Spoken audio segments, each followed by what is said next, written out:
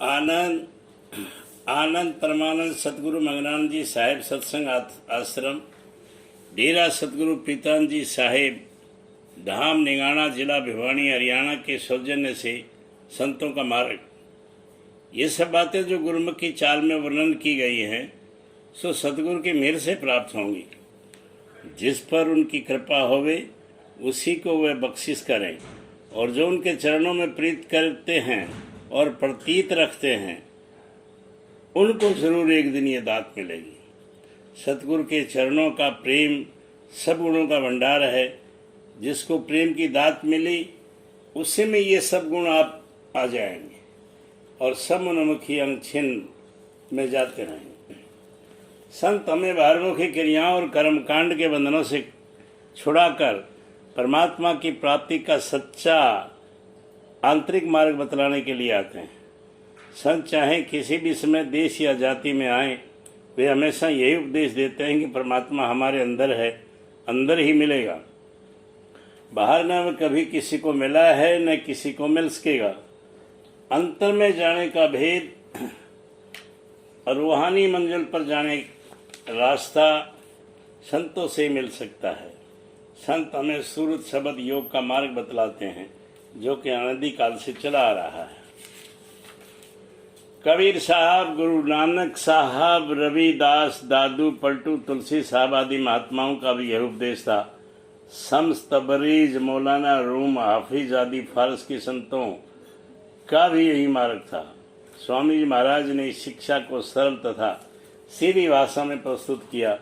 परम धाम सिधारने के कुछ दिन पहले अपने गुरुमुख शिष्य को हुक्म दिया कि गुरु साहिबानों को की धरती पंजाब में जो अरसे से नाम की शिक्षा को भूल चुका है, फिर से सत्संग और नामदान शुरू करो।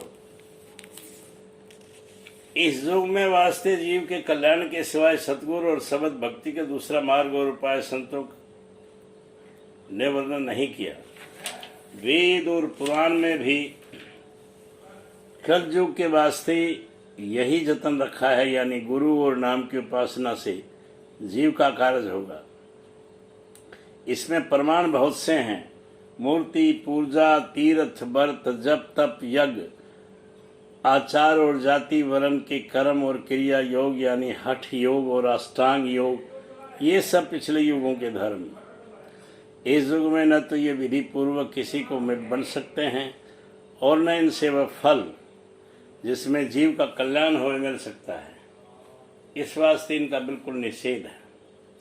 जो जीव की मन की हट से इन कर्मों को करते हैं उनकी हालत गौर करके देख लो कि पहले तो उनसे ये कर्म जैसे कि चाहिए बनते ही नहीं हैं, और जो कुछ ऊपरी अंग उनके करते नजर आते हैं सो उस करनी से और अहंकार पैदा होता है, और बजाय अंतःकरण की शुद्धि के इस करनी से और पाप और मलिनता बढ़ती है। इस वास्ते मुनासिब है कि जीव धोखे में न पड़े और इन कर्मों में अपना तन, मन और धन को वृथा खर्च न करे। और जो लोग कि इन कर्मों का उपदेश करते हैं, गौर करके देखो कि वे या तो रोजगारी हैं या अहंकारी और अपनी जीविका या मान बढ़ाई के निमित्त उपदेश करते हैं। जीव के कार्य का उनको बिल्कुल ख्याल नहीं है। इस वास्ते उनका कहना नहीं मानना चाहिए। इसमें भी संतों के बहुत प्रमाण हैं जिनसे साफ जाहिर है कि कलयुग में इन कामों के वास्ते बिल्कुल हुक्म नहीं है, और जो कि हुक्म नहीं मानते वह या तो संसारी या रोजगारी या अहंकारी हैं, सो उनके वास्ते ये उपदेश भी नहीं है। समझदार और परमार्थी जीव को जरा से गौर करने से मालूम होगा कि हकीकत में ये वचन संतों और महात्माओं का जो कि पहले कर्म और धर्म के खंडन में है, सच्चा है या नहीं। यानी मूर्ति पूजा का मतलब मन और चित्त के एकाग्र करने का था, सब एक खेल हो गया। और कोई भी मूर्ति का दर्शन घंटे 2 घंटे बैठकर प्रेम प्रतीत से नहीं करता तो वह फल जो कि पिछले महात्माओं ने इस काम में रखा था कैसे प्राप्त होगा। बरखिलाफ उसके और मन और चित्त की वृत्तियां फैली और तमाशों में लग गई तो बजाय फायदे और नुकसान होगा। इसी तरह तीर्थ में पहले संत महात्मा रहते थे और जो जो वहाँ जाते थे वहाँ उनका दर्शन और सत्संग करके अंतःकरण की शुद्धि हासिल करते थे। अब बजाय उसके गंगा जमुना अथवा जल में स्नान करके बाकी वक्त बाजारों की सैर और सौगात के खरीद फरोख्त में जाता है या भंडारे वगैरह का सरंजाम में और खाने पीने में खर्च होता है और शोरगुल भीड़ भाड़ में सत्संग और अंतर्वर्ती अच्छी तरह नहीं हो सकती। इस वास्ते तीर्थ का जो भी फल उल्टा हो गया और तीर्थ मेले और तमाशों हो गए।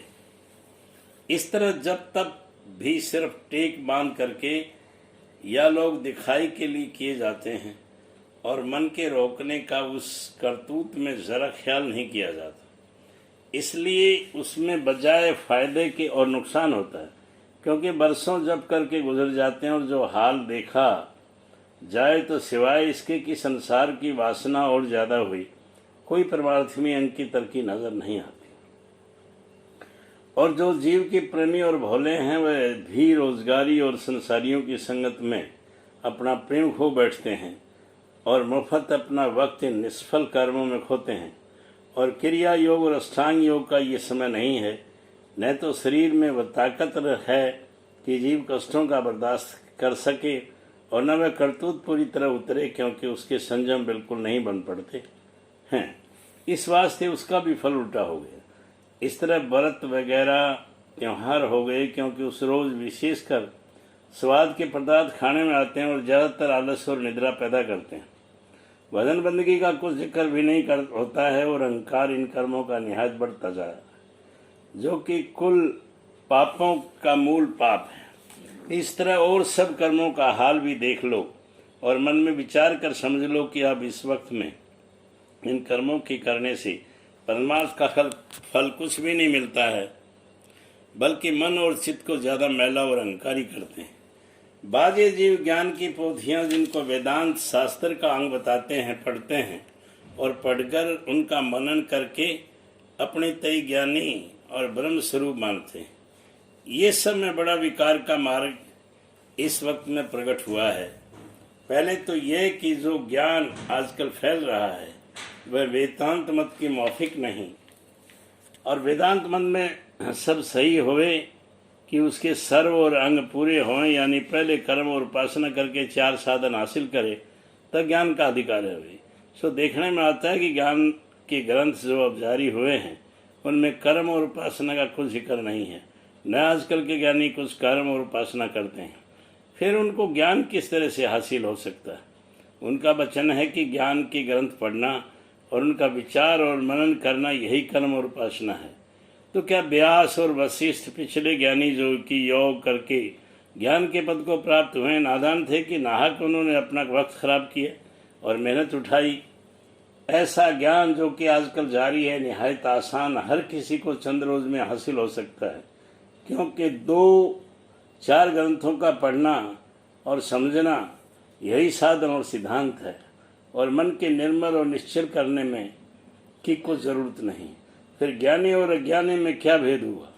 सिर्फ इतना कि वह ज्ञान की बातें जबान से करता है पर बर्ताव में दोनों बराबर है। तो बातों से जीव का उद्धार नहीं हो सकता है, क्योंकि जबान के कहने से जड़ चेतन की गांठ जो कि हमेशा से योग करके खुलती रही हरगिज नहीं खुलेगी। और जो अपने मन में खूब विचार कर देखा जाए तो साफ मालूम होगा कि इस मत से कभी जीव का कल्याण नहीं हो सकता है और न मन और इंद्रियां बस हो सकती हैं। और जबकि पिछले युगों के कर्म अब बन नहीं सकते हैं और अष्टांग योग भी नहीं हो सकता है, तो ज्ञान जो इन कर्मों का फल था कैसे प्राप्त होगा? इससे जाहिर है कि कुछ आजकल के ज्ञानी कह रहे हैं, मान रहे हैं ये वाच्य ज्ञान है। जैसे कि कोई भूखा मिठाई का जिक्र करे और नाम उनके तफलीसवार लेवे, पर इस जिक्र करने से न स्वाद जुबान का हासिल होगा न पेट भरेगा। इस वास्ते संतों ने इस ज्ञान मत का कलयुग के वास्ते बिल्कुल निषेध किया है और जीव की मुक्ति और उद्धार सतगुरु और शब्द भक्ति से मुकर रखा है। और अहंकारी और विद्यावान और रोजगारी इस पर तर्क करेंगे और इसको सुन कर नाराज होंगे कि जो जीव सच्चे परमार्थी हैं इस वचन को गौर करके समझेंगे और मानेंगे। आनंद आनंद।